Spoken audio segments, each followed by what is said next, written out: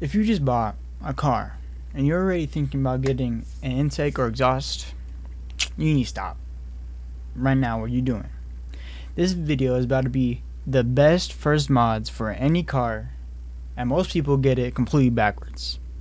This isn't gonna be about like what sounds cool or what looks coolest. This about just be what will make your car feel better while you drive it.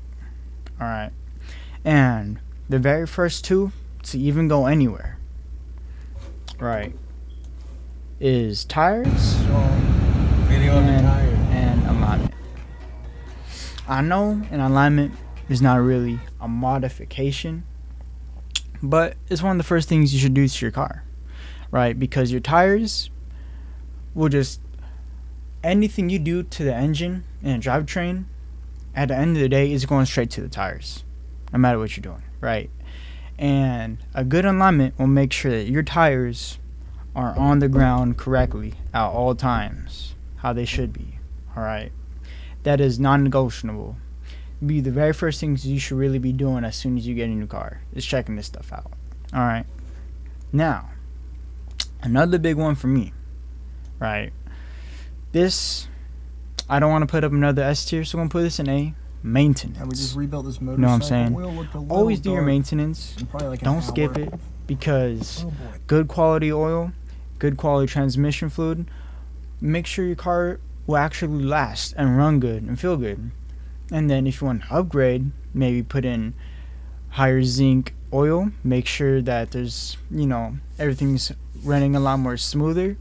Say you put in a higher boiling point brake fluid, well, now you could really stomp on the brakes for longer and not let it get hotter, but it can get hotter without, a whole bunch of fade happening, or God forbid, your pedal just goes straight to the floor and you have nothing left. All right. A cold air, a hot air intake. Really, if you're buying one of these, I think you could probably build a better one at Home Depot or Lowe's than buying one of these off eBay. Even though they'll look good, right? They'll look nice because it's all shiny. It's doing nothing for you really at the end of the day. Like, it's honestly costing you horsepower. It's costing you money to lose horsepower. That's what you're doing. And there's people that have done tests before. They say like they work. They don't. They just don't. Especially if you're actually in a real driving application, they'll never work, ever. Coilovers, another big S tier, because what's going to help your tires making sure that they're always planted on the ground? Your coilovers. And they'll always help dampening. They'll make sure, everything that you need that's going to be on the road will be there when you need it. Another S tier. Oh, man, all these S tiers. Driver's mod. You know what? Since they're a little expensive going to track days, I'll put in A. Just about to hit S. What's better? What's a better mod, right? That's free. Actually, well, it's not free if you go to the track, right? But if you're actually learning how to drive your car, then at the end of the day, because if you don't know how to drive your car and have all these real nice mods on, if you don't know how to drive, you're not making the most out of anything you do to it. That's it. So, make sure you can at least know-ish how to drive. You don't have to be no Lewis Hamilton, but at least know how to take a corner decently well. Not even like, you don't even have to be amateur level. Just know how to drive, and that's it. Actually take your car out. Actually go really like, you don't have to push it hard, but just bump it up every little time. Every time you go out. An actual cold air intake. Now, this is still a B tier mod. If you're putting a cold air intake, like honestly, it needs a lot of supporting mods to make it somewhat worth it. And especially, it will have to be fed from outside. So if you can get it fed from outside cold air, That's a big plus, but you at least need a decent intake manifold too to really start getting the most out of it. But really, it's miles ahead of this fake cold air intake. A catback exhaust system. A full catback exhaust system is pretty much where I would put a real cold air intake, because at the end of the day, Look at this. an engine is air pump. You upgrade the intake, well, you're putting all this air in, you're gonna have to take some of it out. Oop. You're gonna have to take some of it out, right? So they go hand in hand, and they both help your car sound better. They both will actually give horsepower where you need it. I will put the catback a little bit higher just because in certain circumstances you could lose weight. And I mean, if you're just trying to make your car better and like driving wise make it better, losing a little bit of weight is always nice. It's always nice. Chassis bracing. This is a C tier mod, like, because the thing is, a lot of cars nowadays, you don't really need a whole lot of bracing. You could use it, but doesn't really always need it. And sometimes bracing could actually cost a little bit, you know, where the amount of money that you put into bracing, you can put into something that honestly would do a lot more. So I feel like once you're put in chassis bracing, you're kind of like you're trying to pick out like all the little stuff, really. But it could definitely help. It definitely helps, but it's always on certain cars. Like older cars, always helps from chassis bracing, just because it wasn't like it was known that was a thing, but people just didn't really care, manufacturer sides. And you know, anything before 2010ish could definitely always will get a good amount of help from chassis bracing. Anything past 2010, then you're kind of grabbing at straws, to be honest. Rims, lightweight rims. These aren't lightweight, obviously, but I had a little argument with two of my friends about this. But lightweight rims are low-key slept on. And put them A tier, because when you shave 1 pound off of your wheels, that is equals amount of like 4 pounds of sprung weight, right? So say you cut 10 pounds in total off of all four corners, right? You cut off 40 pounds of unsprung weight, technically, if you want to put it like that. But honestly, wheels usually aren't always that heavy, you know. And if you are trying to go for really light wheels, and you need like a big rim and a nice offset, it could run you like 2.5 bands easily. Maybe if you're going like very bottom budget, where still like a 18 plus inch rim, you're still spending $2,000, right? Maybe if you got like a Civic or something and you buy like some RPF ones, then you know this would be an S tier mod for you if that was the case. But the other half of cars on the road have more than a 17-inch, 18-inch wheel diameter, and it just goes up from there. The price is very exponential with rims. Still a great mod. So like what I would do is, when you first get your car, right, put on a nice pair of wheels or tires, run them out for a little bit, see how you like them, see what you like, and then on your next pair, once you figure out where in the tire specs you kind of want to be at, then you could buy rims, lightweight rims with the exact tire that you really want. So that's my side of wheels. I've heard very different opinions about it. I've heard people that put lightweight rims way up here. I do not agree with that. Straight up. Pedal commanders. I mean, you know what? It does more than hot air intakes. At least it will kind of make your car feel better. But when this happens, people kind of get in their head that it adds horsepower, but it doesn't. It just opens up that butterfly valve a little bit quicker, or if you put it 1-to-1. And I mean, 1-to-1, it will make it feel better.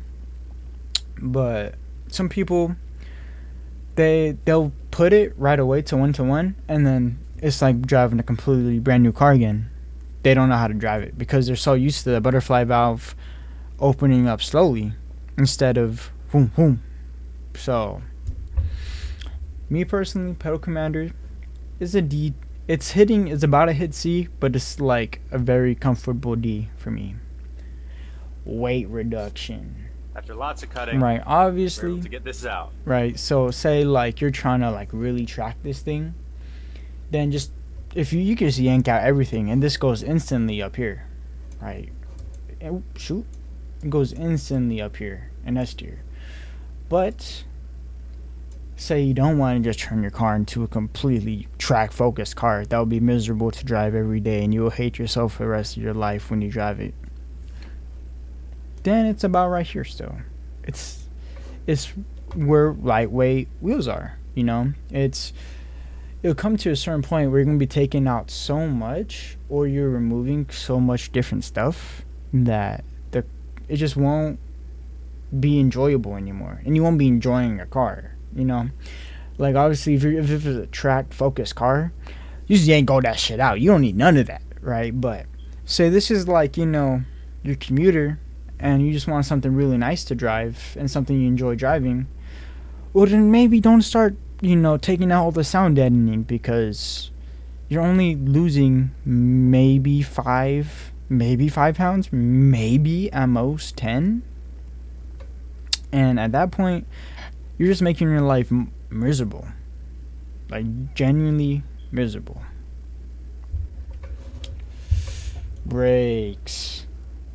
OEM brakes. This is just replacing your brakes. I think this has to go top of B, right? Pretty much right next to maintenance on your car.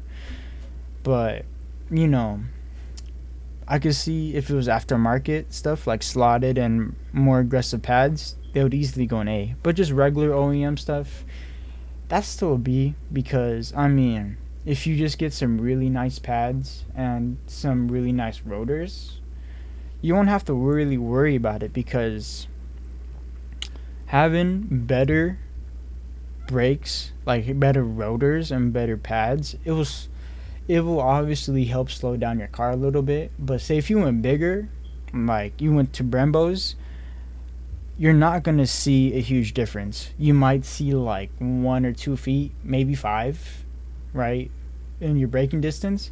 But all the braking is happening right here with the tires. It's all happening with the tires. You buy big ass Brembos, but you still have your 195s on your Civic, you're still pretty much stopping at the same distance.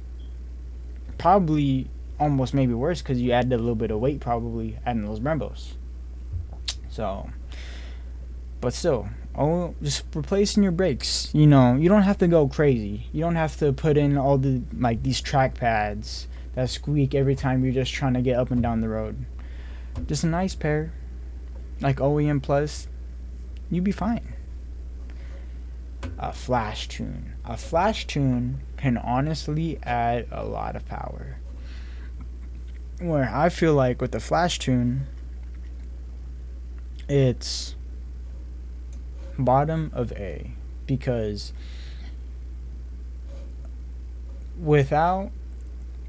say if you had all your bolt-ons, right, you would get a lot out of your flash tune. If you don't, you'd still honestly, at the very most, maybe pick up 20 horsepower off of a flash tune, because it's just help optimizing your car, really. And the more that you add onto your car, the more maybe that I haven't flash tuned a car in a while, in a long time. But the more stuff that you add on your car, the more that flash tune's gonna kind of like compound on itself. It's gonna do more for you. A short throw shifter. I feel like this is a bottom B, right? Obviously, it's a feeling type of thing, and it would definitely help a lot, right? But you don't, 9 times out of 10, I feel like OEM shifters are generally fine ish. Like, you don't really need to do it. Does it help? Yes. Does it make the car feel better? Yes. Does a really nice one cost a lot of money? Usually. Like a really nice one from a nice brand can easily run you $400 if you want a really nice piece of kit. And if you're going for something cheap, well, you're kind of rolling the ball on that one, trying to figure out, how well is this going to do for you. An H pipe or X pipe. This can be in one. I feel like this is bottom of C. I mean, a nice H pipe and a nice X pipe will definitely help free up a little bit of horsepower. It will definitely help that scavenging effect. But it's really mostly for sound. Like, you don't hear a lot of people say, "Oh, I put in an H pipe because I wanted more horsepower." You put on an H pipe because you wanted a low growl at low RPMs, or an X pipe. You wanted a more high pitched sound and a higher RPMs. That's all it really does. You might, like I said, honestly, that 5 horsepower might even kind of be like loosely played right there. Sway bars. This is huge. I mean, keeping your car on the pavement. Keeping your tires on the pavement. Really, that's the big thing. And better sway bars, it would just make the car feel better. Just obviously, you cannot just put bigger sway bars on your car and the thing will be instantly okay, because say you put, I forgot exactly how it goes, but I'm pretty sure if you put bigger sway bars in the back, like if it's way too big in the back, it will kick out the back end where you don't want it to, and you're kind of building a drift car at that point. And I mean, if you want to build a drift car, that's probably the move. But 9 times out of 10, you're not always buying a car to make into a dedicated drift car, And then vice versa, you put 2 big sway bars in the front, well, you probably get an understeer at that point. So it's always a balancing effect. It could definitely be higher, but a lot of people's conception is, I just buy the biggest sway bars and I'm set. But really, you're not. You're not optimizing your car, and you're not making it feel better. Like, obviously, the optimization is kind of like a loose word I'm using here. But if you want your car to feel good, all you have to really do is just look up a couple numbers and see what people are really running. Because in sway bars, there is something as too big. Aftermarket seats. I feel like this has to be pretty much a little bit above. Actually, you know what? Ooh. Where do I put this? It's definitely in front of the short throw drifter. But is it behind the intake? I think so. But I'd rather have an axle back system other than some seats. Ooh. Yeah, I would. Yeah, I think the seats go right there. Having some nice set of brakes, I'd rather have that than some nice seats, to be honest. And I mean, seats, it's pretty self-explanatory. It's what holds you in the car. You don't want to be flying all over the place. First time I went to a track day, I was flying all over the place in the vet. First time I went up to the mountains, I had a Chrysler 300. I was literally going across the car the whole time. It was very fun. It felt like a roller coaster. When I got to the bottom, I threw up. So, some nice seats will always help out. Always. Depending how expensive you want to go, there's definitely a tier system for seats in themselves. There's obviously good brands, bad brands, and there's knockoff no names. And I mean, I'm running no names right now. It's just some nice seats that I run, and they hold me in my car just fine. Obviously, you want to buy like some really nice Barons, spend like a band just on the seats. Well, you could do that. It'll probably feel really good, but there's definitely a price difference with seats. But yeah, guys, this is the end of the best first mods to do to your car tier list. So hope you guys enjoyed. Hope you guys agree with this tier list. I know there's gonna be a couple people that are gonna disagree with me. It's alright though, and I hope you guys enjoy. No, I hope you guys did enjoy. Bye bye.